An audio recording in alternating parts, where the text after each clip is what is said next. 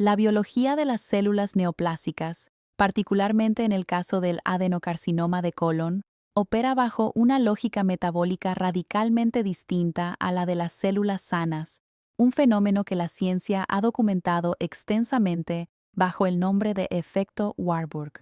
Para comprender cómo es posible intervenir en la progresión de una enfermedad en etapa avanzada, debemos primero desmantelar la idea de que el tumor es una entidad autónoma y autosuficiente. Por el contrario, es un parásito metabólico que depende de un suministro constante y excesivo de glucosa para su proliferación. En un estado de salud normal, nuestras células obtienen energía principalmente a través de la respiración mitocondrial, un proceso altamente eficiente que requiere oxígeno y genera un rendimiento energético elevado. Sin embargo, cuando las células epiteliales del colon mutan y se vuelven cancerosas, experimentan una reprogramación genética que las obliga a abandonar esta eficiencia en favor de la glucólisis anaeróbica, incluso en presencia de oxígeno. Este cambio es crítico porque las células cancerosas, al ser ineficientes, requieren consumir entre 10 y 20 veces más glucosa que una célula sana para mantener su tasa de división descontrolada. Esta debilidad estructural es, en esencia, la puerta de entrada para una estrategia terapéutica de privación metabólica. Cuando hablamos de matar de hambre al cáncer, no nos referimos a una simple restricción calórica sin sentido, sino a una intervención metabólica dirigida que busca eliminar la disponibilidad de glucosa y, simultáneamente, reducir los niveles de insulina y del factor de crecimiento insulínico tipo 1, conocido como IGF-1. La insulina es una hormona anabólica potente. En el contexto de un cuerpo con presencia de células cancerosas, esta hormona no solo regula el azúcar en sangre, sino que actúa como una señal de crecimiento directo para el tumor. Elevaciones crónicas de insulina, derivadas de una dieta alta en carbohidratos refinados y azúcares, proporcionan al cáncer el sustrato necesario para la síntesis de nuevas membranas celulares y la expansión de la masa tumoral. Por tanto, el primer paso en la mitigación del crecimiento neoplásico en el colon es la estabilización absoluta de la glucemia. Al reducir la carga de glucosa circulante, forzamos a las células cancerosas a entrar en un estado de estrés metabólico. Ellas, a diferencia de las células sanas, han perdido en gran medida su flexibilidad metabólica. No pueden adaptarse eficientemente al uso de cuerpos cetónicos o ácidos grasos como combustible. Mientras que sus tejidos sanos pueden transicionar a un estado de quema de grasa sin mayor complicación, las células cancerosas se encuentran confinadas en una vía metabólica arcaica que depende exclusivamente de la glucosa. Si cortamos esa línea de suministro, la tasa de replicación se ralentiza significativamente. Este enfoque no pretende reemplazar los protocolos oncológicos convencionales, como la quimioterapia o la inmunoterapia, sino que busca complementar el daño que estas terapias infligen al tumor mediante la eliminación de los recursos que el cáncer utiliza para su reparación y supervivencia. Es fundamental entender que el cáncer de colon, específicamente, tiene una relación estrecha con el microbioma y la inflamación sistémica. La inflamación crónica en el tracto intestinal es el terreno abonado sobre el cual estas células mutadas florecen. Al eliminar la glucosa en exceso, también reducimos los marcadores inflamatorios como la proteína C reactiva y las citoquinas proinflamatorias, que son los mensajeros moleculares que el tumor utiliza para comunicarse con el entorno y promover la angiogénesis, es decir, la formación de nuevos vasos sanguíneos que alimentan al tumor. Estamos hablando de una estrategia de asedio biológico, donde el objetivo es crear un entorno fisiológico hostil para la célula neoplásica mientras se fortalece la resiliencia del huésped. Este proceso requiere una comprensión profunda de cómo los macronutrientes interactúan con la expresión genética del tumor. No basta con comer menos, hay que comer de manera que la señalización hormonal del cuerpo no favorezca la proliferación celular. El control de la insulina no es solo un tema de peso o diabetes, es una variable oncológica determinante que a menudo no se aborda con la seriedad que requiere en los protocolos de tratamiento integral. La implementación de una estrategia metabólica, como la dieta cetogénica terapéutica combinada con el ayuno intermitente, representa una intervención de gran calado en el manejo de pacientes oncológicos, especialmente cuando se busca debilitar un tumor mediante la restricción de su combustible preferido. La dieta cetogénica se fundamenta en la reducción drástica de carbohidratos, lo que obliga al cuerpo a transicionar su metabolismo principal desde la glucosa hacia la oxidación de grasas y la producción de cuerpos cetónicos, como el beta-hidroxibutirato. Aquí radica la ventaja competitiva para el huésped. Mientras que las células sanas poseen una flexibilidad metabólica notable y pueden utilizar cuerpos cetónicos con alta eficiencia para generar energía, las células cancerosas, debido a sus mitocondrias dañadas o disfuncionales, carecen de las enzimas necesarias, como la succinil-CoA 3-oxoácido, CoA transferasa, para metabolizar eficientemente estas cetonas. En términos prácticos, al entrar en cetosis, estamos privando al tumor de su sustrato energético principal sin afectar la disponibilidad de energía para los tejidos sanos.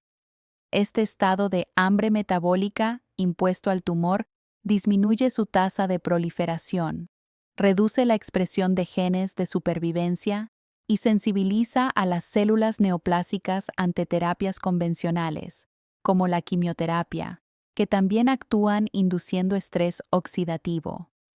Cuando el entorno metabólico es bajo en glucosa, las células cancerosas no pueden reparar el daño en su ADN de manera tan eficaz como cuando tienen un flujo constante de azúcar disponible para la síntesis de nuevas proteínas y membranas. El ayuno intermitente, por su parte, actúa como un potente amplificador de este efecto al forzar periodos de restricción calórica que activan la autofagia.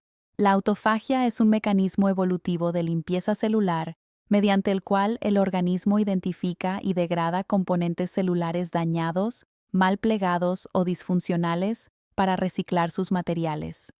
En el contexto del cáncer de colon, esto es de suma importancia, ya que la inflamación crónica en la mucosa intestinal a menudo precede a la transformación maligna.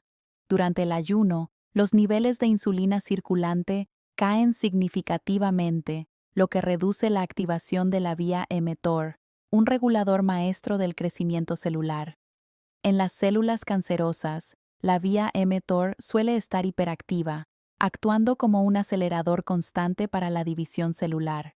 Al practicar el ayuno, silenciamos temporalmente esta señal de crecimiento, permitiendo que el sistema inmunitario, particularmente los linfocitos T y las células NK, asesinas naturales, detecten y ataquen más eficientemente las células tumorales que ya están debilitadas por la falta de glucosa. Es importante recalcar que el ayuno no debe ser visto como una forma de inanición, sino como una herramienta de reconfiguración metabólica que protege la integridad de la mucosa intestinal y favorece la regeneración de las células madre del colon.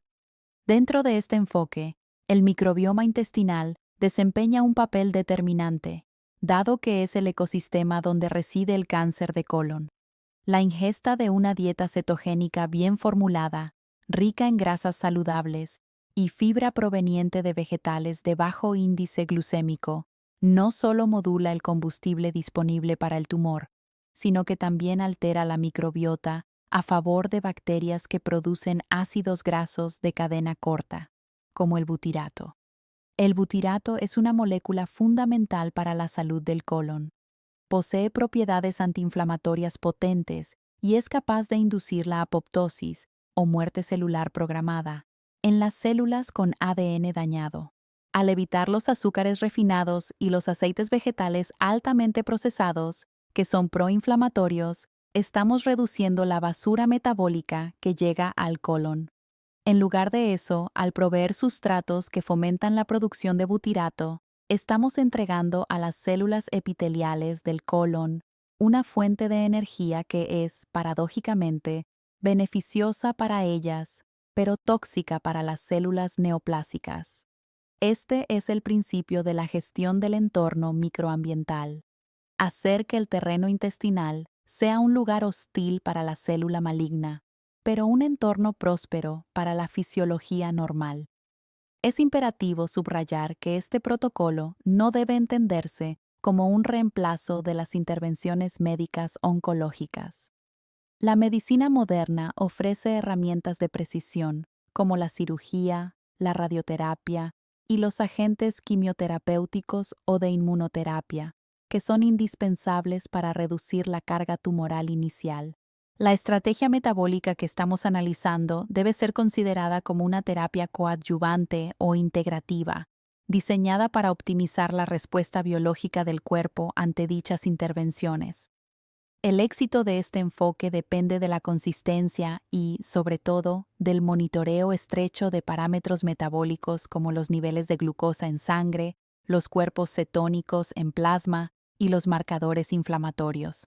La desnutrición es un riesgo real en pacientes con cáncer, por lo que cualquier restricción calórica debe ser supervisada por profesionales de la salud capacitados para asegurar que el paciente mantenga su masa muscular y su capacidad inmunológica.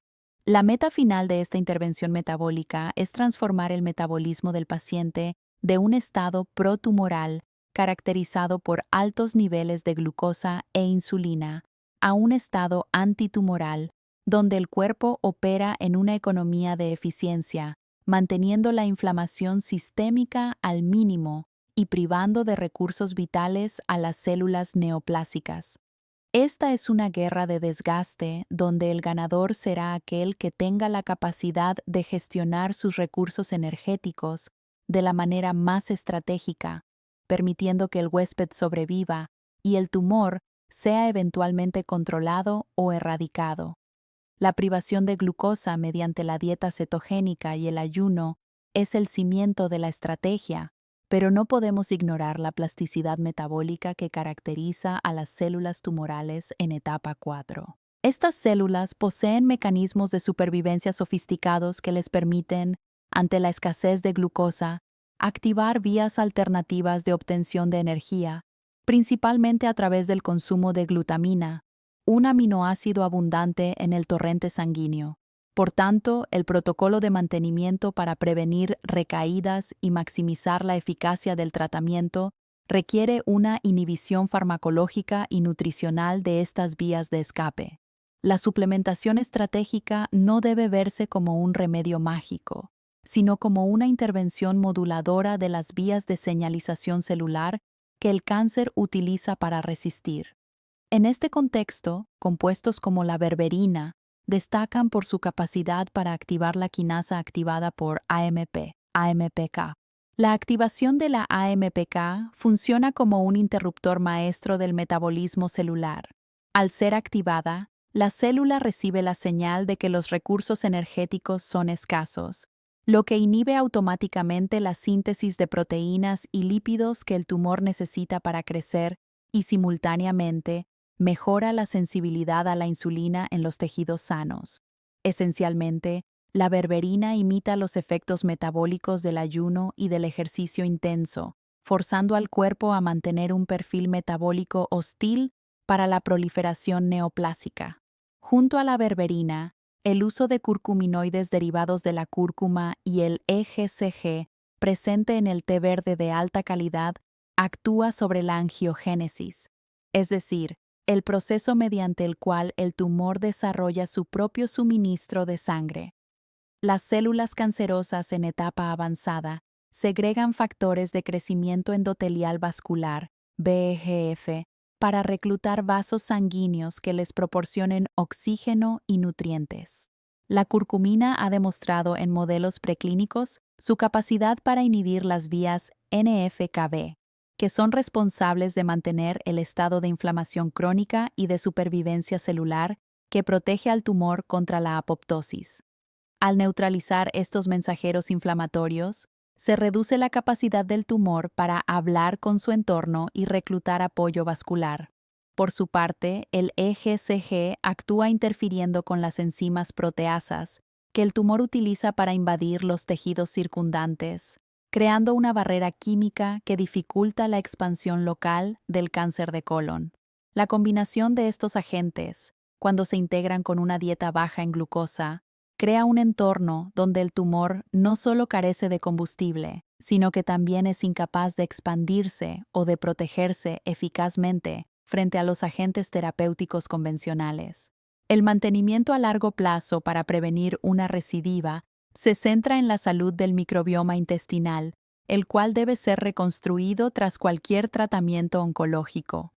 El cáncer de colon está intrínsecamente ligado a la disbiosis o desequilibrio bacteriano.